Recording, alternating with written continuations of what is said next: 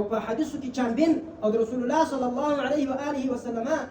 او اقوالو کې تفتیش د صحابه په زمانه کې و د دې حفاظت د صحابه د زمانه سوي ځکه منکرینو د حدیث ته موږ دا وایو چې دا کار دا رقم نه دی چې په یوه زمانه کې نه رسول الله صلی الله علیه وسلم په خپله پرېښی دي نه ابوبکر صدیق رضی الله عنه په خپله زمانه کې پرېښی دي نه عمر فاروق رضی الله عنه په خپله زمانه کې ټول پر دې نه علي رضی الله عنه په خپله زمانه کې پرېښی دي دا به ان شاء الله تعالی پر دې د دې روایت بیا ان شاء الله تعالی د دې سند پر رجالو لږ بحث درته کوم چې د دې سند د رجالو د بحث مې څه طریقه معلومه او دلته به یوه بله نقطې ته اشاره وکړم د سفیانینو در مابین کې فرق څنګه سفیان خو څو سفیان یو کم سفیان بل کم سفیان د سفیانینو در مابین فرق د کتابونه د زموږ اوس خلک لیکي وایي ډېر ګران دی خو انتهایي اسان والحمد لله رب العالمين والصلاة والسلام على سيد الأنام والمرسلين وبعد إمام أبو داود سليمان بن الأشعث السجستاني رحمة الله عليه كم باب قال باب كم مرة يسلم الرجل في الاستئذان فدې کې زموږ کار د دې سره و چې حفظ او تتبع او په احادیثو کې چانبین او په احادیثو کې دلیل غوښتل متابع غوښتل دا د صحابه کرامو د زمانې سره روان دي دا د صحابه سنت دی او دا کار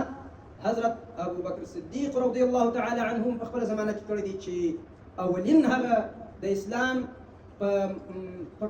په ټوله دنیا کې د انبیاو وروسته د هغه مقام دی هغه هم کړی دی او دا کار د روایاتو د چانبین او د هغو د پوښتنې د متابع طلب حضرت امیر المؤمنین عمر فاروق رضی الله تعالی عنه هم کړی یعنی په احادیثو کې دا تلاش صحیح دی که نه دی بل چا دا روایت کړی دی دا ته متابع وایي یو شیخ هغه سیوراوي روایت وکړي نو بیا که چیرې د هغه متابعات یي یعنی بل چا هم ذکر کړي بل چا هم ذکر کړي بل چا هم ذکر کړي نو دا د ده توثیق راولي چې دا روایت ستا ثابت دی دغه کار په دنیا کې اول عمر فاروق رضی الله تعالی عنه د دې تاریخ دی چې دا یې کړی د ده نه مخکې ابو بکر صدیق رضی الله عنه لري خو دا دا دغه لري نو دا هلته په ابو داود کې موږ هر هغه روایت وایو چې اتفاق د امت د هغه پر صحت وي نو ځکه دا روایت موږ دا روایت په بخاري شریف کې هم شته په دوه ځای په مسلم شریف کې هم شته او په کتب ستو کې شته په مسانیدو کې شته خو زه دا روایت د بخاري شریف نه درته وایم یو ځای د اول ځای درته وایم چې ګوري هلته به عمر رضی الله عنه متابع تلاش کړی دویم ځای هم بیا درته وایم هلته بیا په سند هم لږ بحث درته کوم اول ځای چې امام بخاري رحمه الله دا روایت راوړی دی چې په هغه کې دا ثبوت دی چې عمر فاروق رضی الله عنه بل صحابي ته وایي هغه روایت ورته بیانوي چې دا رقم خبره د عمر فاروق رضی الله عنه ورته وایي متابع پیدا ستا ما سوا بل څوک د رسول الله صلی الله علیه وسلم مبارک نه دا روایت کوي امام بخاري رحمه الله په خپل صحیح کې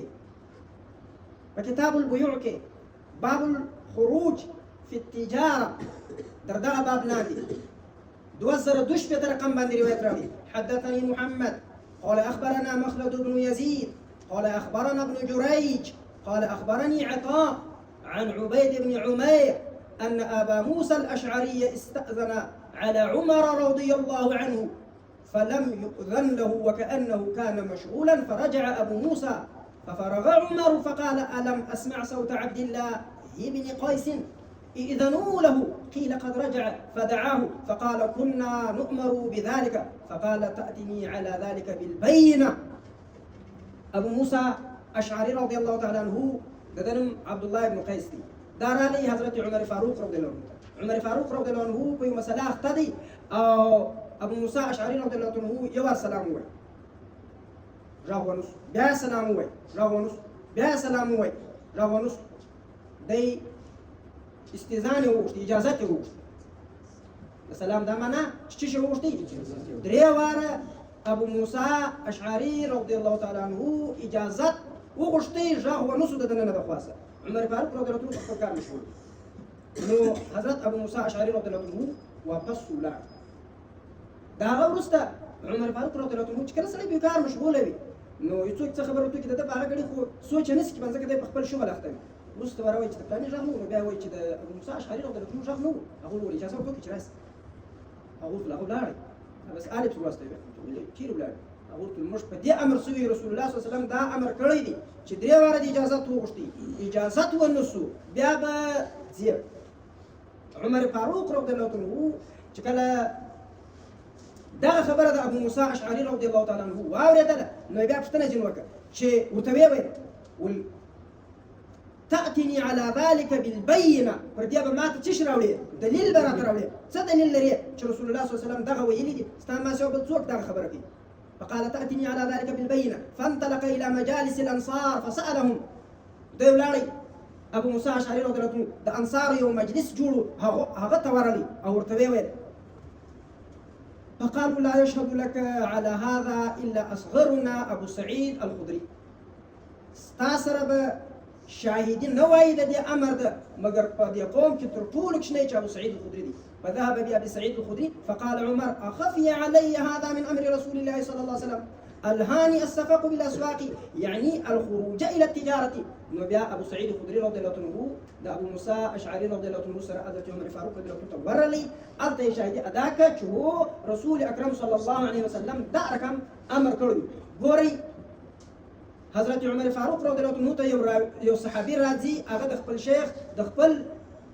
رسول صلی الله علیه و آله وسلم پیغام ورته پیښی چې دا رقم ویل. عمر فاروق رضی الله عنه د څه بل چی شوای متابع چی غواړي متابع دي غواړي نو د متابع سنت دا او په حدیثو کې چانبین او د رسول الله صلی الله علیه و آله وسلم او اقوالو کې تفتیش د صحابه په زمانه کې و د دې حفاظت د صحابه د زمانه سوي. ځکه منکرینو د حدیث ته موږ دا وایو چې دا کار دا رقم نه دی چې په یوه زمانه کې نه رسول الله صلی الله علیه وسلم په خپله پرېښی دي نه ابوبکر صدیق رضی الله عنه په خپله زمانه کې پرېښی دي نه عمر فاروق رضی الله عنه په خپله زمانه کې ټول پر دې نه علي رضی الله عنه په خپله زمانه کې پرېښی دي. دا به انشاءالله تعالی پر ځای باندې ټول راشي. خو دا د امام بخاري په یو سند سره په یو ځای کې ویلي او امام بخاري رحمه الله دغه روایت په کتاب الاستئذان کې باب التسلیم والاستئذان ثلاثا باب التسليم والاستئذان ثلاثا شپږ زره 245 رقم باندې هم راوړی دی دا روایت. هلته دی داسې وایي دې روایت بیا انشاءالله تعالی د دې سند پر رجالو لږ بحث ورته کوم چې د دې سند د رجالو د بحث څه طریقه معلوم. حدثنا علي بن عبد الله قال حدثنا سفيان قال حدثنا يزيد بن خصيفة عن بسر بن سعيد عن ابي سعيد الخدري قال كنت في مجلس من مجالس الانصار اذ جاء ابو موسى كانه مذعور. دلته بیا د ابو سعید خدری رضی الله عنه سکی الته خو دی چې ابو موسی اشعری رضی الله عنه یو دی ورلې چاته مجلس د انصار په طلب وکړ. دلته بیا ابو سعید خدری رضی الله عنه څه وایي وایي زه په مجلس د انصار کې ناس وم او ابو موسی اشعری رضی الله عنه خوف زده او څه کوسو دې مجلس ته نو بیا څه وایي قال اذ جاء ابو موسى كانه مذعور فقال استأذنت على عمر ثلاثا فلم يؤذن لي فرجعت. قال ما منعك؟ قلت استأذنت ثلاثا فلم يؤذن لي فرجعت. وقال رسول الله صلى الله عليه وسلم إذا استأذن أحدكم ثلاثا فلم يؤذن له فليرجع. وای ابو موسی اشعری رضی الله عنه خپل کیسه راته وکړه چې وګوره بیریږم او وجه دا ده چې عمر فاروق رضی الله عنه ته ورغلم 3 واره اجازه وغوښتي. عمر فاروق رضی الله عنه غوږ ونه کړي زه را واپس وم وروسته حال څه چې ورغلم ولولي ولاړې مال رسول اکرم صلی الله علیه وسلم دغه ویلي دي چې 3 واره اجازه وغوښتي اجازه درته ونسو بیا به واپس راځي. وای ده راته وویل دا چې ما ورته فقال والله لتقيمن عليه بينة أمنكم أحد سمعه من النبي صلى الله عليه وسلم. قسم بالله كولا شيء بينة دي راوي بعد ما نقول سبحانه وكذا أمنكم أحد سمعه من النبي صلى الله عليه وسلم. أي بتاش كي توك ستا نوسي وردا عرطول شيء بتاش توك ستا جدار ويتر دلي. فقالوا وي نوي بابا مجلس كي ابو موسى اشعري رضي الله عنه بتاش كي داش توك ستا يعني دا قول دا غادي أي بتاش كي وس داش توك ستا چې رسول اکرم صلی الله عليه وسلم دغه روايات تلازيكم دا يبردني. فقال أبي والله لا يقوم معك إلا أصغر القوم. كنت أصغر القوم فقمت معه فقمت نزوم أصغر القوم فقمت دكتور شني زوما فقمت معه وسر ولا فأخبرت عمر أن النبي صلى الله عليه وسلم قال ذلك. ده زور رسول الله صلى الله عليه وسلم ده بوري صحابه بمتابعة كشتنك ولا يوم أو صحابه متابعين درلودل بقولوا روايات كباكسو او بیا چې کوم روایت دی په څوې په هغه باندې ګوري په بل روایت چې بخاري ذکر کړی ول حضرت عمر رضی الله عنه خپل اظهار د تعصب هم وکړي چې زه په تجارت اخته دا خبره شو. اوس دغه روایت د دې په سند ما وایي چې لږ بحث ورته کوم. په دې روایت کې اول راوي علي بن عبد الله دی. څوک دی؟ علي بن عبد الله. د ده کنیت ابو الحسن دی او د ده پرنم علي بن عبد الله بن جعفر بن نجيح المديني دی. دا مشهور علي بن المديني دی. دی په سنه 161 کې پیدا شوی دی او په 233 کې د ده وفات دی. او د ده امام بخاري رحمه الله 311 روایات کړي دي. امام مسلم رحمه الله د روایت نه دی کړي. په نسائی کې د 6 روایات شته، په ابو داود او په طحاوي کې د 5 روایات دي، ترمذي کې د 2 روایات دي، په مسند احمد بن حنبل کې د 1 روایات دي. امام سفیان بن عیینه د خپل شاګرد دغه علي بن المديني په اړه وایي تلوموني على حب علي. ما ملامتوي د علي بن المديني پر محبت باندې والله لقد كنت اتعلم اكثر مما يتعلم مني. ما د دسه د زما شاګرد دی او ما د دسه لکه د چې د ما څونه اخذ کړی ما د ډیر اخذ د دسه کړی. ګوري د کبار علماو د علم د عظمت یو لو وجدا وا چې هغه عجز و. زموږ د خود معاصرینو سره نه زده کیدا دوی شاګردانو سره زده کول. ځکه سفیان او یو بل دا خبرې ټول جامع د اقوال د امام مزي رحمه الله تعالی په کمال کې کړی دا کړی دا اصل دا ابن ابي حاتم خپل جرح او تعديل کې خبره کړې. یو بل دغه کې دا راځي واني لارغب بنفسي عن مجالستكم من 60 سنه ولولا علي المديني ما جلست. د دې د شپږو کالو نستې د مجلس نه زما زړه نور ته غواړي چې پکې کښېنم. که علي بن المديني در پکې نه وای زه به نه وای سره کښېنستم. علي بن المديني د ده شاګرد دی. ډېر کله د یو استاد یو خاص مجموعې ته یو سبق د یو خاص شاګرد په وجه وایي د هغه لوږه او د هغه کمال او د هغه د علم سره محبت دی راپاره یې دی چې بیا ټول مجلس ته دغه تفضل پر ټول مجلس باندې وکړي. مزي رحمه الله د په اړه داسې لیکي الامام المبرز بهذا الشان صاحب التصانيف الواسعه والمعرفه الباهره. امام نسائي رحمه الله د په اړه وایي كأن الله عز وجل خلق علي بن المديني لهذا الشأن. علي بن المديني کې الله د احادیثو دومره لوی کمال یې شو لکه رب جل جلاله چې دی پیدا کړی خاص دا کار لپاره. او یوه ډېره نادره خبره دا ده چې علي بن المديني رحمه الله را یو مسند درلودی او دا مسند د ولیکي او دا په خپل صندوق چېښوي او د علم په یو سفر ولاړی چې د اخوا څه دی وایي چې زه رانمه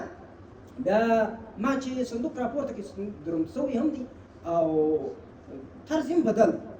بیا چې مې خلاص کړي نو زما مسند وینو خوړلی او وینو د ډېرو خلکو کتابونه خوړلي دي. د ډېرو خلکو کتابونه یې خوړلي دي. زما یې لږ کتابونه خوړلي دي. وینو د ده ټول مسند خوړلی او بیا دی وایي بیا بس بیا زما د لاسه نه کېده چې دوی ما د خپل مسند سره راجمع کړ. علي بن المديني. امام بخاري رحمه الله نه چا پوښتنه وکړه چې ته څه ارمان لرې؟ محمد ابن اسحاق وایي ما پوښتنه دې وکړه چې ما ته څه ارمان لرې په دنیا کې؟ زه دا ارمان لرم چې زه عراق ته ولاړ شم او علي بن المديني ژوندی وي او زه د علي بن المديني سره کښېنم. بس دا ارمان دا علي بن المديني دی. د ده استاد سفیان بن عیینه ابن ابي عمران دی. دوی لس ورونه دي. سفيان بن عيينة ده لا سرون دي. فهذا أبو محمد الأعور الهلالي ابن دقيق العيد رحمه الله تشكل ده هوا ربي إمام ذهبي رحمه الله سبكي جمعي براغة ده بس وغشت اللي تبدأ سحنات معلومة كده برا يقول من هو أبو محمد الهلالي. أبو محمد الهلالي توقتي أبو سفيان بن عيينة بس كشيمة تلاقي سبكي أبو محمد الهلالي سفيان بن عيينة بن أبي عمران ده كنيتي أبو محمد دي أو الأعوار دي په یو سل وکی پیدا سوی دي او په یو سل ونی وکی د وفات سوی دي. ابن حجر د په اړه لیکي ثقه امام حجدي ذهبي د په اړه لیکي احد الاعلام ثقه ثبت حافظ امام او د مرویات په بخاري شریف کې د 423 روایت په بخاري شریف کې 423 په مسلم کې 503 روایت دي. په نسائی المجتبى یا المجتنى کې المجتبى دوړه وګورئ په دې کې د 390 روایت دي. زه په قطعه کتابونو ته چې تیر سم راست په ابو داود کې 194 روایت دي. امام ترمذی رحمه الله په خپل جامع کې د 215 روایت راخستي او دلته به یو بل نقطه اشاره کوم د سفیانین د مابین کې فرق څنګه سفيان خو سفيان یو کم سفيان بل کم سفيان الثوري سفيانين ما بين فرق د کتابونه د ازمر اوس خلک کې ډیر ګران خو انتهایی آسان خو هغه وخت آسان دی چې سړی د جاپان سړی دی آسان دی نه دی آسان دی نو څه کوي سړی ار یو سفيان ولي کې په سند کې شي د معلومي کنه د دې په ډیر ځای کې شاګردان او استادانو زمانه سره وره خو سفيان الثوري دا مشر سړی او سفيان بن عيينة دا کشر تی به څنګه معلومي پر شاګردانو معلومیږي پر استادانو معلومیږي پر سند معلومیږي پر تعداد د اغرواتو معلومیږي د دې څخه صحیح په کتب ستو کې که په دوه واسطو ذکر دا سفيان الثوري دی که په یوه واسطه ذکر دا کوم الا په ابو داود او په بخاري کې دا د سفيان الثوري نه هم په یوه واسطه او هغه واسطه اکثر بیشتر هغه محمد بن کثیر هغه واسطه چې سفيان الثوري نه په یوه واسطه باندې رد کې هغه اکثر بیشتر څو محمد بن کثیر دغه د دې نو کدوې واسطه به څوک سفيان الثوري او که یوه واسطه و څوک الا په بخاري او په ابو داود په یوه واسطه باندې سفيان الثوري کله کله ذکر کېږي هغه واسطه اکثر بیشتر څوک وي دا یو دویم که زهري استاد نو سفيان كم سفيان ابن عيينة خو که اعمش استاد سفيان كم سفيان او بل ك حميدي مسدد بن مسرهد او علي بن المديني او دار كم احمد دغه شاگردان ول نو استاذ سفيان بن عيينة كوكيع محمد بن كثير دار كم خلق شاگردان ول نو سفيان الثوري او بل كوفي سندو سفيان الثوري كمدني ومكي سندو سفيان ليه بس انا ما ميجي وخير دي دا شاید درک نیست څنګه پاسه مې دا دریم راوي پکشري سفيان سلام راوي پکشري د سفيان بعد يزيد بن خصيفة دا يزيد بن خصيفة دا فرنم يزيد بن خصيفة ابن عبد الله بن يزيد الكندي المدني دا بيوصل يوش يا يوصل ديش تر دې پورې اقوال دي چې یو پاتې دي تاریخ د ولادت معلوم نه بخاري دا شپږ په بخاري کې دا شپږ مرویات په مسلم کې دا اوه مرویات په نسائي کې دا څلور په ابو داود کې دا څلور په ترمذي کې دا دوه روایت ابو حاتم أحمد بن حنبل نسائي وي ثقة ابن معين وي ثقة حجة أحمد بن سعيد وي كان عابدا ناسكا كثير الحديث ثبت هذا بصر بن سعيد المدني العابد الحضرمي داي ثقة رابدي أو هذا بخاري كي دارس روايات ومسلم كي دروديش روايات فنسائي كي أتلس روايات فأبو داود كي دولس روايات أو بالترمذي كي دا روايات أو أخيرا راوي دا أبو سعيد الخدري رضي الله عنه أبو سعيد دا كنيتي نم دا سعد بن مالك بن سنان بن عبيد بن ثعلبة الأنصاري الخدري الخزرجي دا مدينة منورة أو دا بدرش بيتا سنة كده دا وباتي أو ببخاري كده دا دوسا ويو رواياتنا أو بمسلم شريف كده دا دوسا نيوي رواياتي په نسائی کې یو سل 15 په ابو داود کې یو سل 30 په ترمذي کې یو سل 15 روایت ابو سعيد دا د كنيتي او د دنم سعد بن مالك ابن سنان ابن عبيد ابن ثعلبة الانصاري الخدري الخزرجي دا لږ مختصر باسو په سند باندې سبحان ربك رب العزة عما يصفون وسلام على المرسلين